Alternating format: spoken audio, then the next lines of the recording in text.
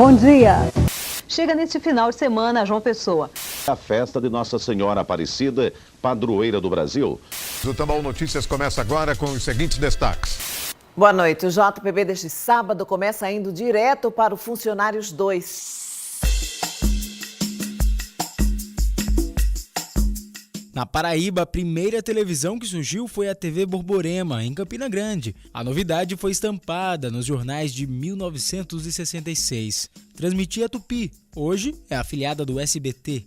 A maior parte da programação era e continua sendo de jornalismo.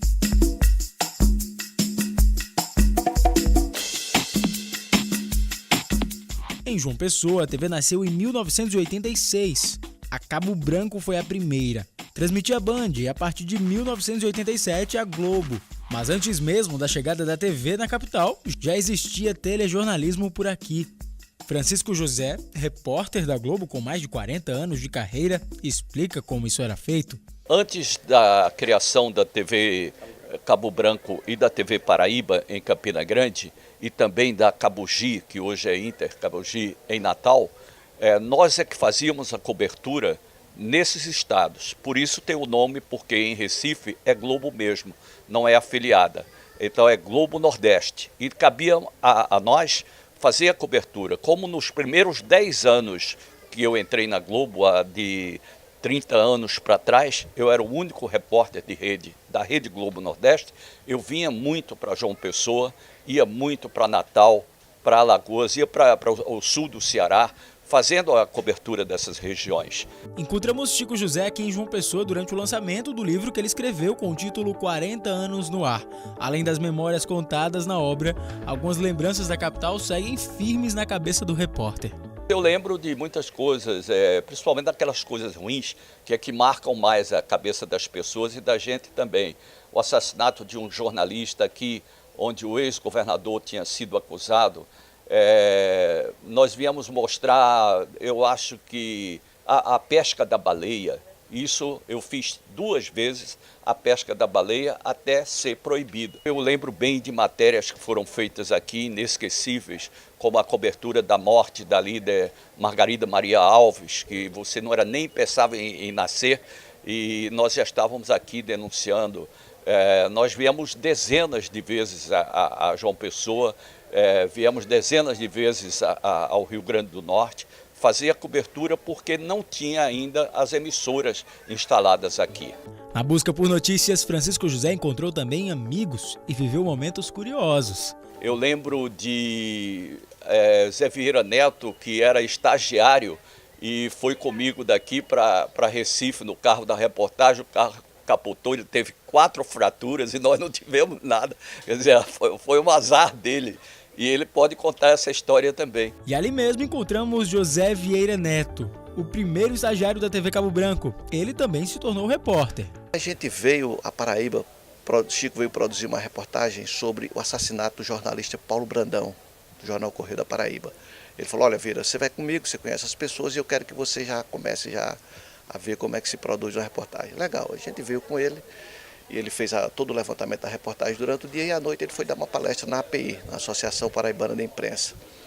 E na volta para Recife, estávamos eu, ele e o motorista, estava chovendo muito e o motorista aquaplanou. Aquaplanou e o carro virou. E foi um acidente muito feio mesmo. Eu quebrei cavlico, quebrei braço nessa altura, meu maxilar partiu literalmente ao meio, quebrei bacia. Então eu fiquei assim numa situação dificílima. José Vieira Neto deu os primeiros passos na TV Cabo Branco, mas aperfeiçoou os conhecimentos na Globo Nordeste, no Recife, e na volta compartilhou o que aprendeu. A Paraíba, ela sempre teve uma característica que a Globo conhece, de formar bons repórteres de TV. Isso é uma característica da Paraíba que me encanta muito. Primeiro fui eu, que fui convidado a ficar na Globo, fiquei lá um tempo, fui convidado a voltar, mas aí depois eu optei por ficar na Paraíba. Depois foi Carla Almeida, que foi para lá, e agora Larissa Pereira. E eles se encantam como a Paraíba tem capacidade de formar repórter de TV. Hoje é uma coisa mais fácil. Há 30 anos era extremamente difícil você formar um repórter. A linguagem televisiva era muito nova. E quando eu cheguei aqui, os repórteres daqui, apesar de excelentes repórteres, tinham uma série de dificuldades, como respiração. No final da frase fazia...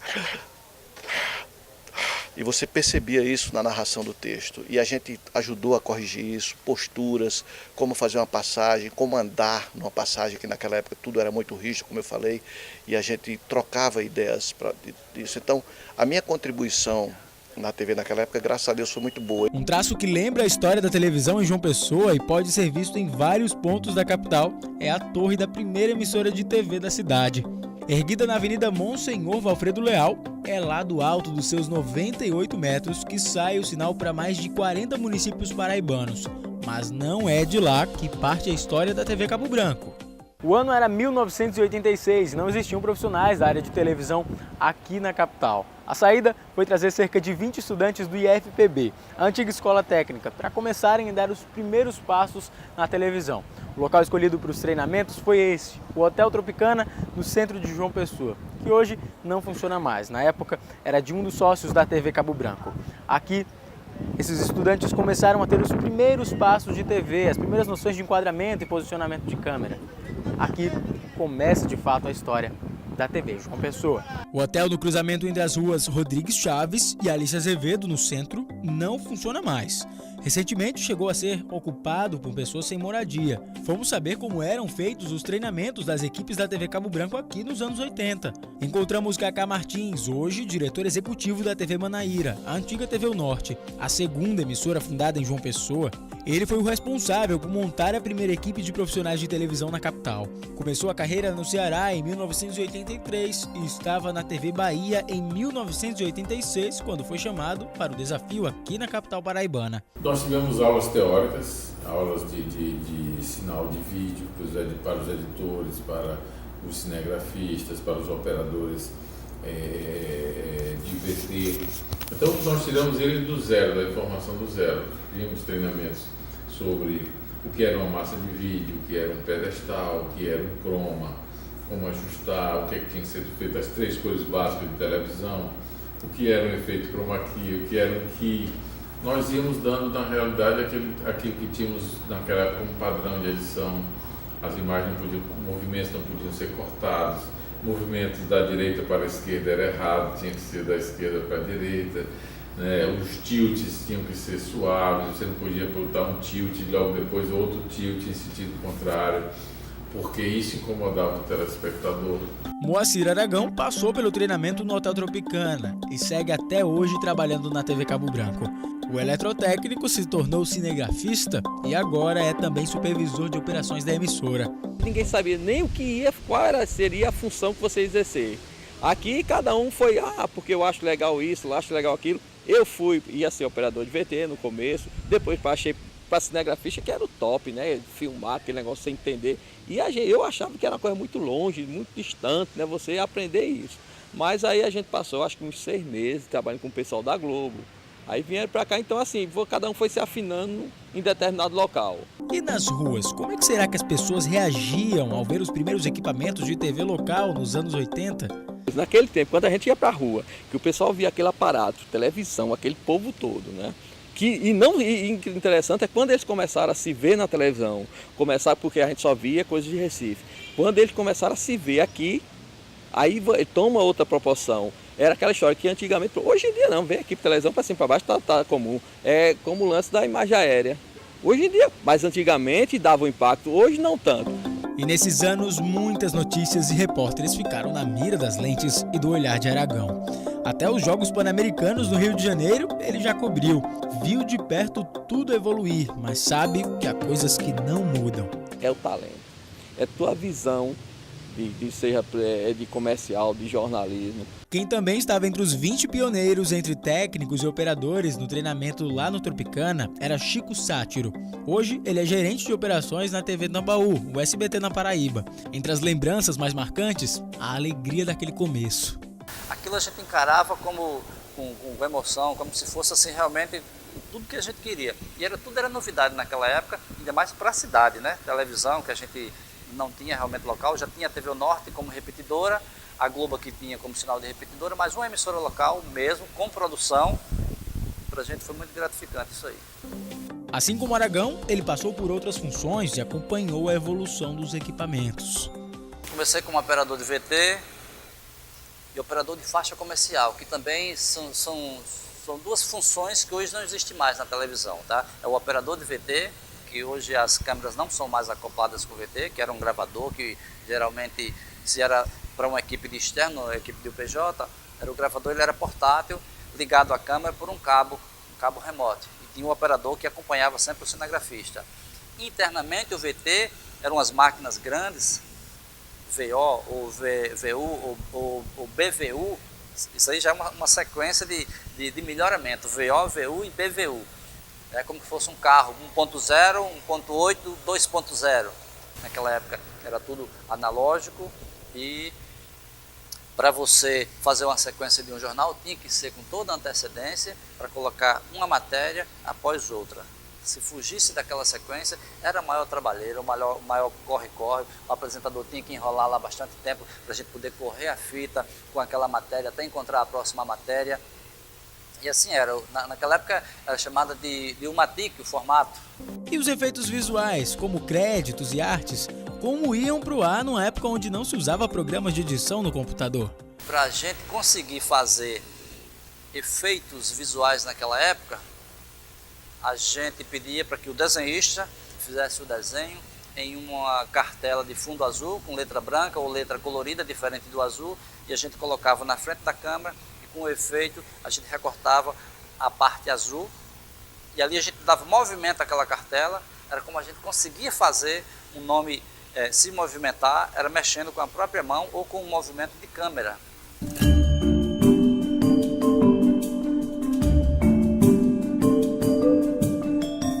Este é Silvio Osias, amante da arte. Música e cinema estão sempre presentes na vida dele, que tem uma coluna no Jornal da Paraíba, onde os temas culturais estão sempre presentes. Isso hoje, porque ele começou mesmo no jornal impresso, mas também aceitou se aventurar na TV Cabo Branco. Quem editou o primeiro jornal fui eu. Eu lembro, era um parto, a gente passava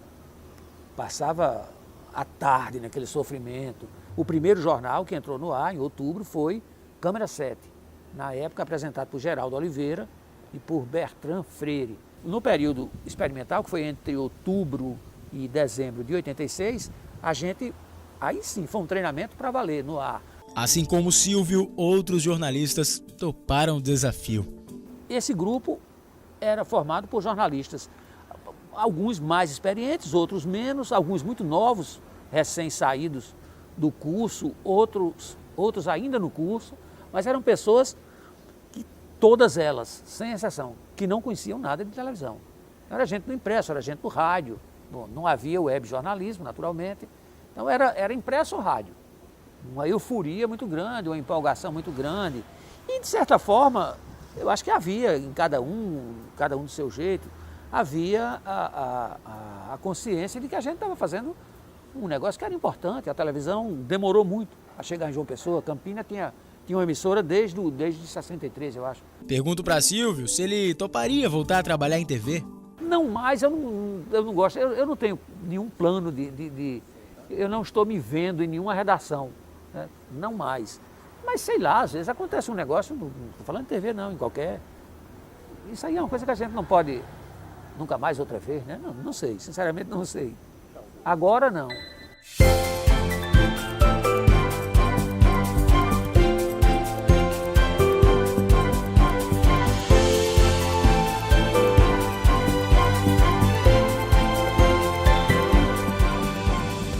Uma aspirante bancária que foi parar no teatro, o teatro levou ao rádio e o rádio me levou à televisão. Assim se define Edilane Araújo, que há mais de 30 anos entra na casa das pessoas para informar. Durante esse tempo sempre foi apresentadora, uma das primeiras mulheres da área na cidade. Está na Cabo Branco desde a fundação. Mas quem era Edilane Araújo antes mesmo de saber o que era um estúdio de TV? Eu fazia comercial para uma loja de móveis e não se tinha profissionais de televisão na cidade. Então a moça que fazia comercial foi lembrada para fazer um teste para a primeira equipe de apresentadores da emissora, que estava para inaugurar. E eu fui, atravessei a rua, porque era no Hotel Tropicana, na época a rádio funcionava numa casa que era ao lado do hotel e era o mesmo dono. E eu sentei num birô e li. Eu sempre gostei de ler, né? E para mim o ler em voz alta, né, como estava nessa fase de teatro, eu me comportei como se estivesse lendo um texto e aquilo fosse uma cena. E eu fui aprovada. O Globo Esporte Local realiza hoje o seu último programa do ano e retorna no próximo dia 7 de janeiro. Nós escolhemos algumas imagens especialmente para você nesse dia, na expectativa de que elas sejam repetidas no próximo ano. Selecionamos também 5 pessoas que se destacaram nesse ano que está chegando ao fim. Esperamos que em 89 o esporte ultrapasse todos os obstáculos. Ela foi também a primeira apresentadora a ir ao ar em 1987, quando a TV passou a retransmitir a Globo. Momento que não dá para esquecer. Eu fiz o primeiro jornal da emissora na Globo. Então aquilo já estava pesando muito em todos nós, né? Toda a parte de divulgação, e a gente finalmente iria estrear. E não podia correr riscos de dar nada errado. Então era gravado, iríamos passar um período gravando e no primeiro dia tudo afinadinho, mas um dos editores apagou alguma coisa, alguma das matérias. E não dava para refazer. Não, tem que ser ao vivo. E aquilo foi para mim, digo, meu Deus do céu, que era a minha cara ali na frente das câmeras que poderia botar a perder o trabalho de uma equipe inteira. Eu com meu nervosismo, a minha ansiedade, eu poderia ser um grande desastre, né? Mas deu tudo certo. Só que no fim, eu não consegui levantar, as pernas tremendo, né? Que era na bancada, a gente passou muito tempo fazendo jornal sentado. E a atenção toda, eu segurei a bola, fiz tudo, mas o nervosismo no fim, as pernas tremendo, e foi um chororô dentro do estúdio. Todo o que apagou veio me agradecendo, chorando, foi bem emocionante. E quem entra nas nossas casas desde a década de 1980 já é de casa, não é mesmo? Como muitos dizem, você faz parte da minha casa, da minha rotina. Quer dizer, é uma voz que fica na memória das pessoas e a própria imagem. E uma coisa que eu gosto muito, eu não me importo que as pessoas digam, eu cresci lhe assistindo, eu lhe assisto desde menino, que tem muito isso. Desde que iniciou na TV, viveu boas histórias, também situações engraçadas. Quer dizer, engraçadas hoje. Uma vez antes de entrar no ar, isso marcou porque eu não sei se as pessoas perceberam. Eu entrei de última hora para o camarim, sempre dava uma passada no camarim para me ver, e eu bati a cabeça na grua. Isso faltando pouquíssimo tempo para entrar no ar. E eu bati, foi no ferro. Foi uma dor louca e assim, não tinha o que fazer. Porque não podia, naquele momento, porque já estava para entrar tudo, não tinha como botar alguém para me substituir. Eu comecei a chorar, porque era inevitável, chorando por causa da dor e assim. E eu só fiz enxugar e entrei no ar. Então eu fiz o jornal com o galo, assim. O reitor da UFPB, Neroaldo Pontes, vai pedir à Polícia Federal e à Polícia Militar ajuda para que as pessoas tenham mais segurança no Campus 1. Coloquei meu nome na história da televisão paraibana como apresentadora, mas eu acho que tudo tem um tempo. Eu acho que eu cumpri um ciclo, são 30 anos, e eu não vou querer chegar a fazer 40 anos de TV. Uma sexagenáriazinha apresentando o jornal. Não que eu não fizesse, que não acho que teria e fizesse com a mesma competência, mas eu acho que as coisas precisam ser renovadas.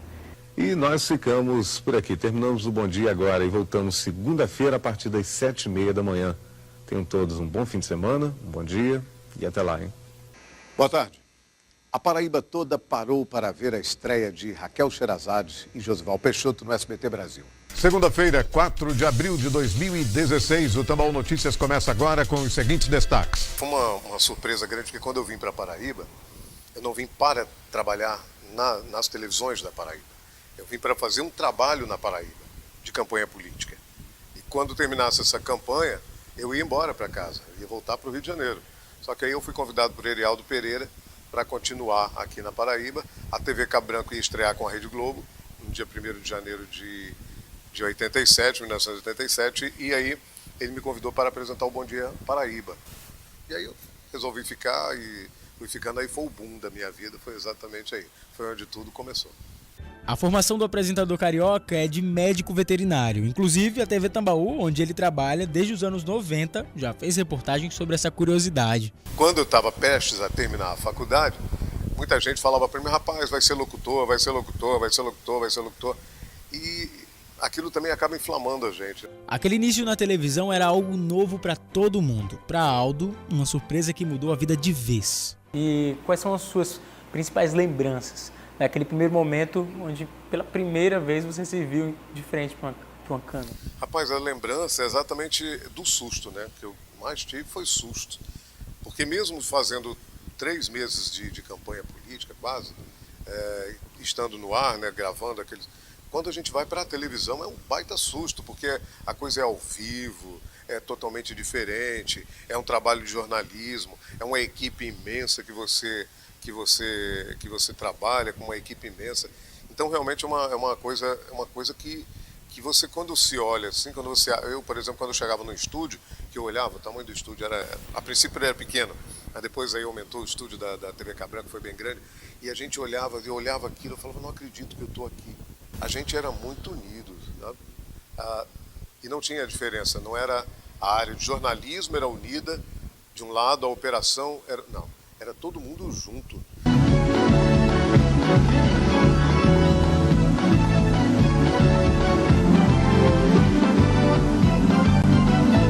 Bom Dia Paraíba. O Bom Dia Paraíba foi tudo, né, para mim, né?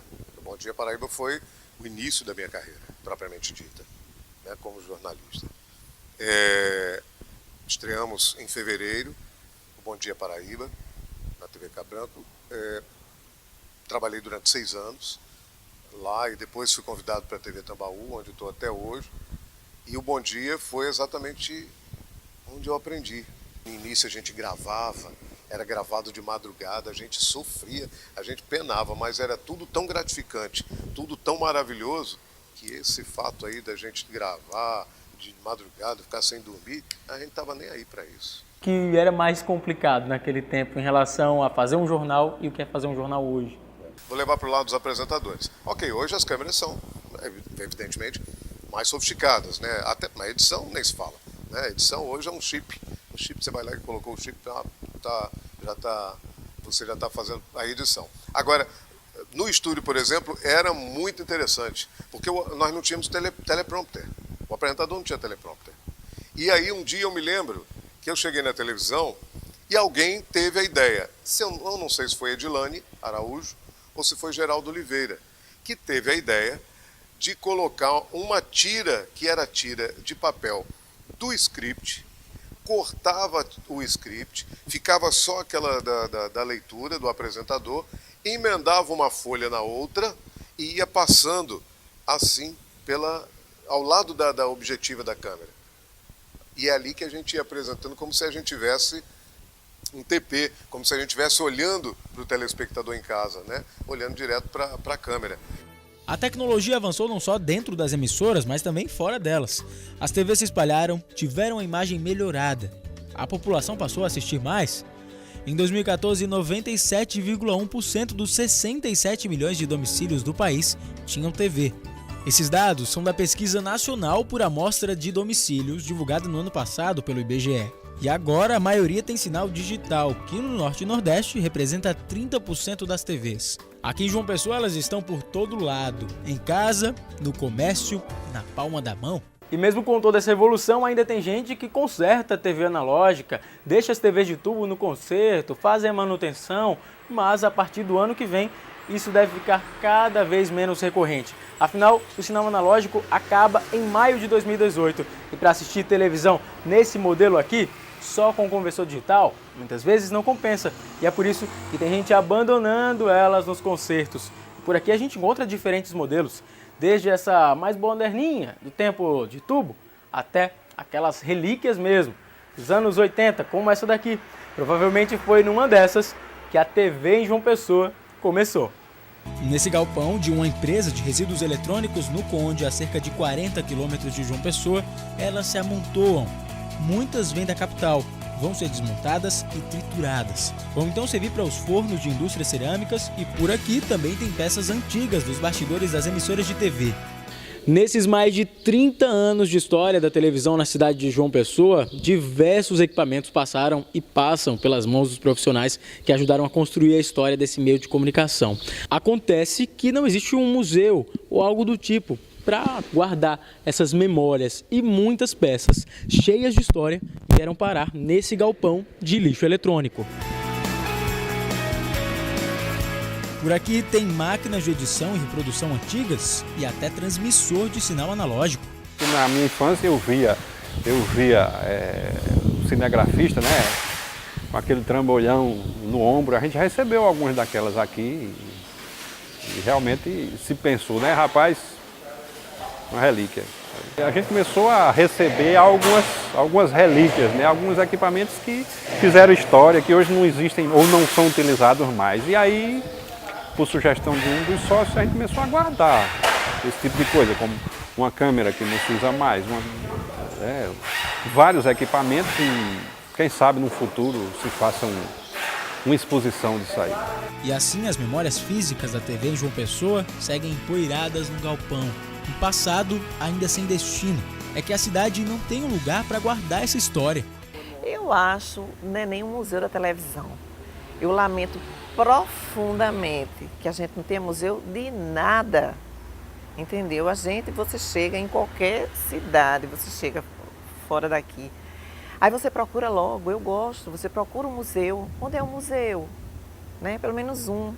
Seria ótimo esse museu porque a tecnologia avançou muito, né? Então hoje, se eu mostrar isso para uma filha minha, ela...